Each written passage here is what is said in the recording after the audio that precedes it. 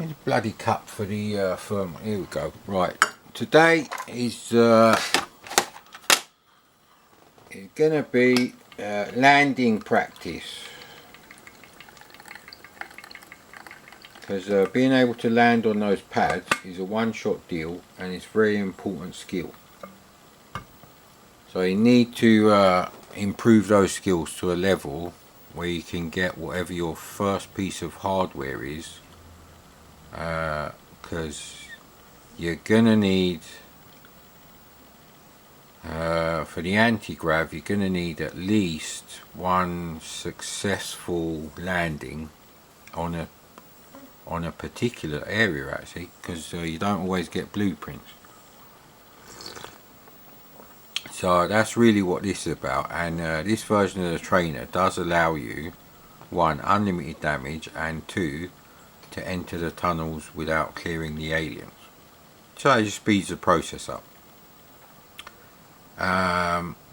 Obviously you don't lose damage when you're trying to pick up the bonus bits, so they got that right. It is a flawed masterpiece, it really is. You know, it's a great game, but just like a bit more feedback from real people who actually have to play the game. They should have put that as show loading screen and left it at no, not fucking. Anyway, infinite damage on. I don't care about infinite ammo as such. You get a lot of ammo to start the game.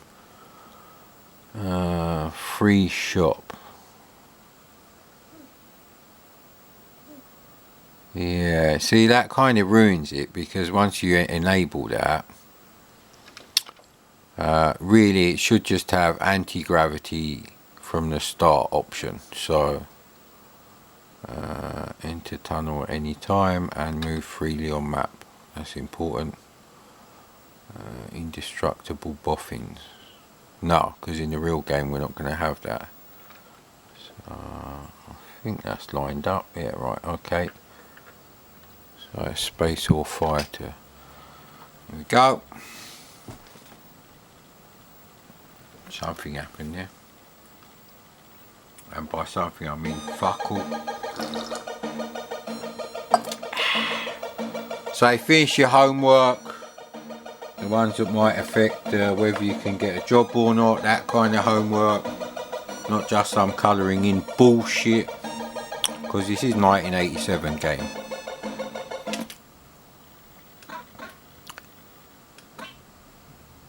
So I think we've only set the unlimited damage right. So the one it puts the cursor on by default, this is the one with the easiest tunnels, I believe. So I believe they're the easiest tunnels in the world. Ah, bloody hell, see. Come on then, come here. You're bloody waiting for you, little dick. Okay, I'm not really bothered about that. We'll have to do something about our strategy for that was an accident. Did actually want to get all the boffins there. Right, so you see that area. Well, this is a good start, because I'm not sure how I did that. Right, let's just get the blueprints anyway.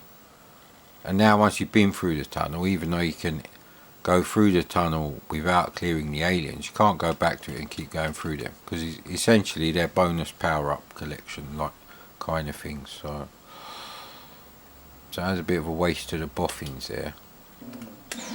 They should have had rapid fire here. Now I can kind of get around that situation with you know, certain controllers, so that's not really that much of an issue. So I just want to see yeah, right, let's go over here then.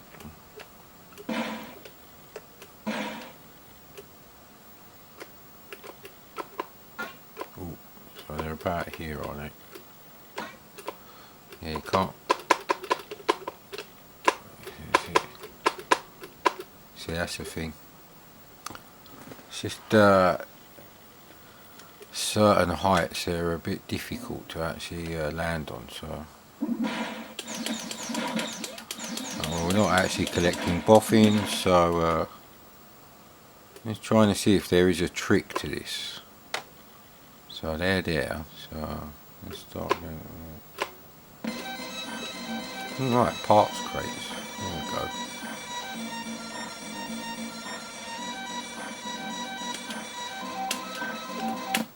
There we go. I think we got a blueprint last time, so I only got one boffin. So you got 3 parts, you only need 2. Right, so if I'd successfully collected all the boffins, even after fucking up one landing, so we have to go and collect some boffins now, which is relatively risk-free, because you can just go in there, grab like even just one boffin if it's not too far from the exit back to the main base.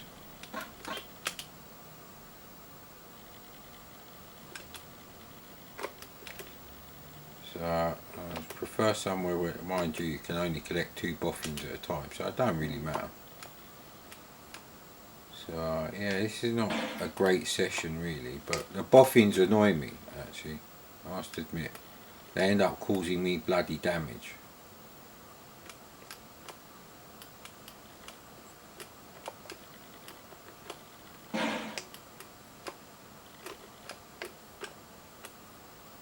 See, I've just taken a hit because he's too fucking slow. Right, there's no boffins on the ground,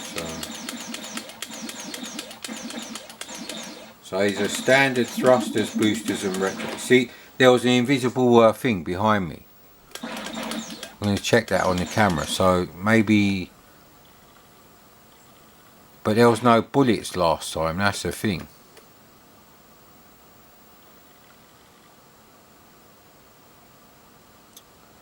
There's one boffin there, but you can't go there. So...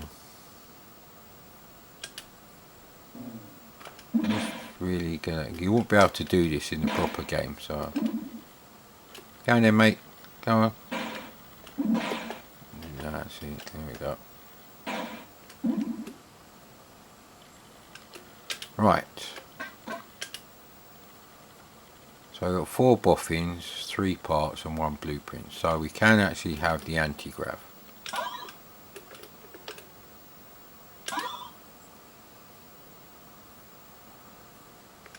So let's see how much easier it is once you have the anti-grav, because then you're going to have to get a hell of a lot of parts and 1 more blueprint to actually upgrade to a shield.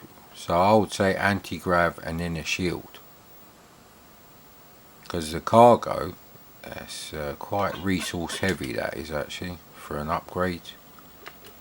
I think it's 421 boffins, parts and blueprints, something like that.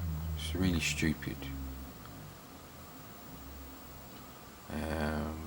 Well, there's no boffins here anyway, so it's still a really slow piece of shit, but you can put the ship at the right altitude to try and land, and that's what it's all about. See, it's got to be here now. They are generally, yeah, see, they're generally at the right height, so you do need anti-grav, right? So all I'm really doing is cutting out the phase where I'm actually getting used to the you know, the shit controls of the crap performing ship well enough to pull off minor miracles twice, so I can land on the pads and get 1 set of blueprints and enough parts, so that's at least 2 tunnels, and 2 areas will give you the 4 boffins. So yes, and you do get some free parts, I believe, in those power up things. Doesn't actually tell you about them though, so let's try that again and see how consistently we can land. You only get 2 or 3 attempts. There you go. Yeah, it's the anti-grav. So because you can't save the game, and because there's no cheat that just allows you to turn on the anti-grav, and I've been through 6 months worth of Zap tips, and there was some sort of cheat, not cheat, there was some sort of program that let you mess about with the music, the title page music, but they never printed any cheats that actually gave you anti-grav or anything like that. So that's probably why I stopped playing this game, I would reckon. However, I could be completely wrong. I could have mastered the the landing with the grav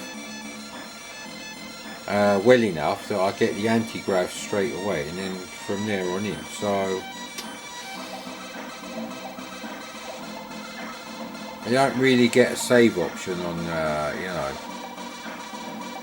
shoot 'em ups, but then to finish this game would probably take you, I reckon to finish this game it would probably take you like something like 8 or 10 hours. So you'd have to leave your C64 on. That's a real shame that you can't save it, and I think that's why an action replay would have been a good idea. I never had an action replay. I do have one now. I don't know if it works or not, but I do have an action replay somewhere in this house with a manual and everything. I can't remember which one it is. I'd know it if I saw the manual for one, but it might be action replay 3 or 4. I'm not sure. It's red cartridge anyway.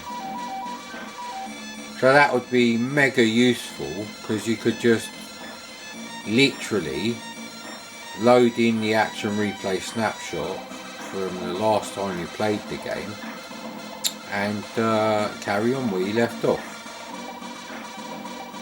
I wouldn't count that against this game, because there's not many shoot 'em ups, like I say, even ones with strategy that let you save.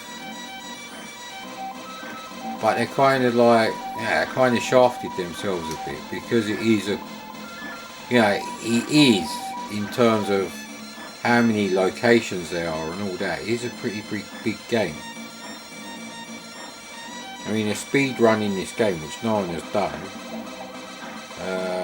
I don't reckon it'd be quicker than, say, Zelda on the NES, obviously.